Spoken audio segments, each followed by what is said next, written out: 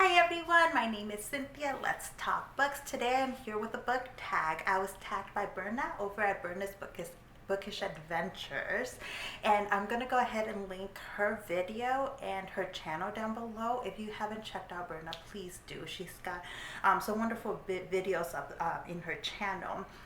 This was an original tag by Working Man Reads, and I'll go ahead and tag that original video down below as well, or link it, I mean. Let's get started. There are not a ton of questions in this book tag, but I like the topic overall. How do you find time to read? Common question. It actually comes up a lot at the end of the year when everybody shares how many books they've read during the year. So far I'm up to 133 books read in the year, and I will probably read quite a few more because once I'm done with the semester in the middle of December, I tend to read a lot. I just tend to read a lot in December, and I have the time for that. So I guess I will be sharing some of how I do that, and also how I read when I'm teaching during the semester. So let's get started. Question number one is, where is your favorite place to read? Okay, this is a multi-part answer because I do most of my reading in bed before going to sleep. Like, that is really where most of my reading happens. But I also I moved into our new place this year, and we have a loft area that I basically turned into my library. All of my books are out here, at least all of my for fun books, and I just love reading in this loft area. It's cozy, and the dogs can come hang out with me, and I can just have all of my books at my disposal, and so I really love this space. Question number two is, do you read every day? Almost every day. When I'm teaching, there are times I don't. If I am really busy preparing lectures for class, if I am busy grading, those are the times when I'm not reading for fun. I'm still reading because if I'm grading, I'm reading students' work.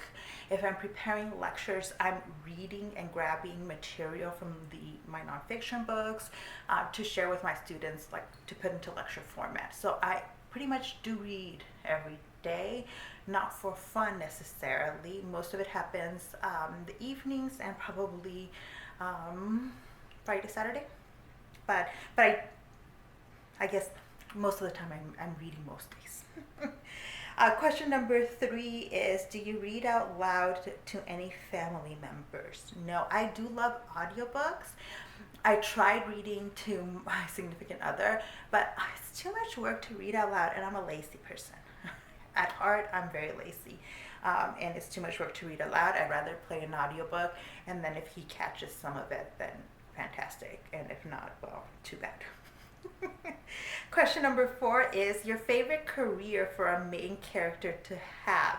Give an example of a book that has that job in it.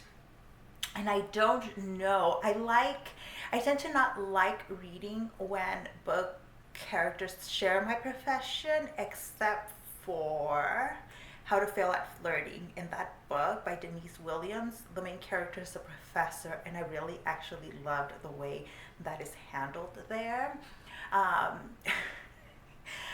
If I'm really, most of the time I don't care about characters' professions, except in mysteries. I do love like amateur sleuths.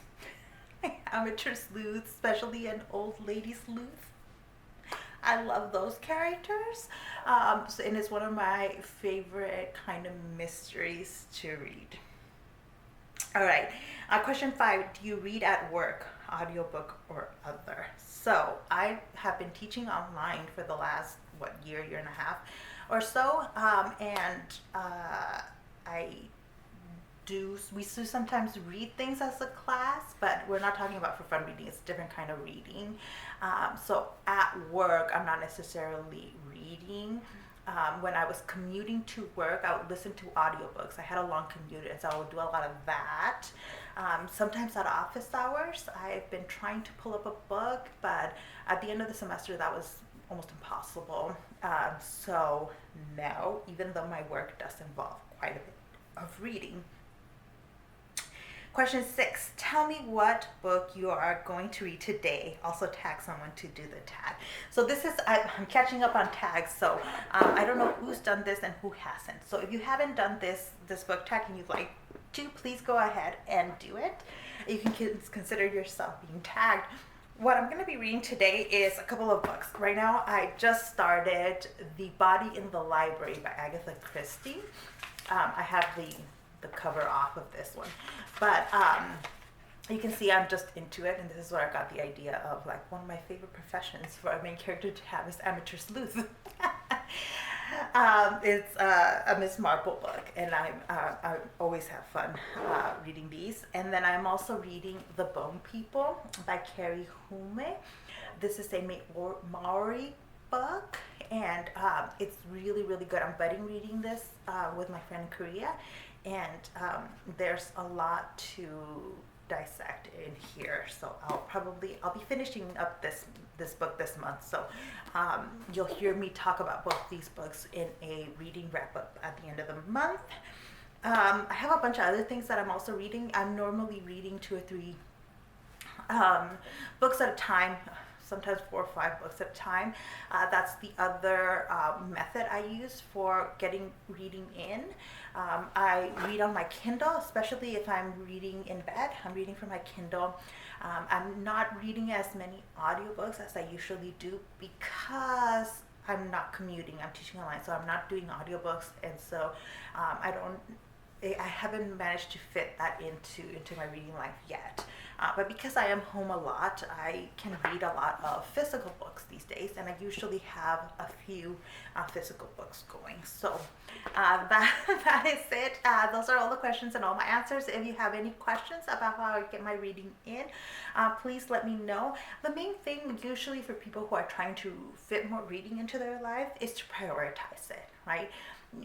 We don't always have the time for everything we want to do, but it is a matter of like prioritizing what you want to do and fitting in as much as you can, but also not feeling bad that you can't. For example, for me in December, I'm going to be reading more than 10 books in December. That's a lot. Most people can't read 10 books in a month because they have a lot of responsibilities during the day, and I have to say, like, once I'm done with my teaching, I have time to read. I don't have any other pressing responsibilities necessarily, and so I can prioritize and spend more time. So it's not fair for somebody to compare the amount of reading they're doing to me. Just like for me, it's not fair to compare some of my reading to what other people are doing, because they're reading 20, 30 books, sometimes more per month, and they just either are very good speed readers or they just have more time to read. And so I don't compare myself to them. I know that I am fitting in a lot of reading, and I am happy with that. So that is it for me. Thank you so much for listening, and I'll see you in the next one. Bye.